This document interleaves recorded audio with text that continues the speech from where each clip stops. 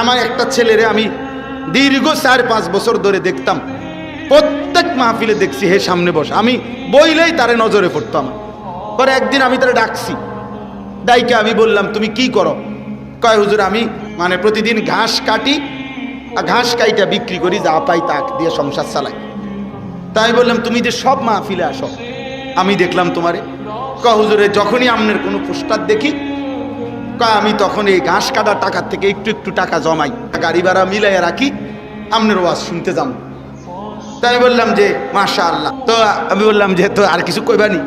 কওদের আমার জীবনের একটা স্বপ্ন আছে। আমি বললাম কি স্বপ্ন কও? আমি 10 টাকা 50 টাকা করে জমাইতেছি, আল্লাহ যদি আমারে কোনোদিন তৌফিক দেয় আমি আমনেরে আমরা এলাকায় দাওয়াত দিয়ে নিয়ে ওয়াজ করাম। পরে আমি বললাম ওহন দাঁড়া, অন ডেট লো, এখন নাও ডেট, আজকে তোমারে ডেট দিলাম, হাদিয়া দিতে হবে না, আমি দিমু তোমার, এটা আছে আমার মাহফিলের সান্দা, আমি দেবো। ও আজ টেহা লাগতো না, তুমি যাও, তুমি আয়োজন করো, যেখানে কও তুমি, তোমার ঘরে হোক উডানে হোক, আমি ওখানে ওয়াজ করব। আমি বলছি আমি যাবো, ডেট দিলাম, যাও।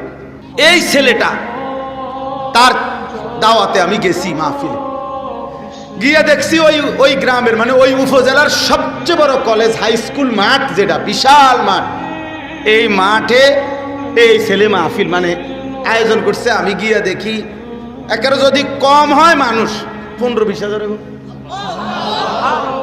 স্টেজে যদি একেবারে না হয় হুজুর 300-400 হুজুর হইব। হুজুর খেলাফত মজলিসের যিনি কেন্দ্রীয় আমির, এই যে দেওয়াল ঘড়ি মার্কার যে খেলাফত মজলিস, উনি বসা পাশে, ওনার বাড়িতে বানিয়েছে বড় বড় হুজুর সব। তাই বললাম কি রে কারবারটা কি, কার মাহফিলে দাম।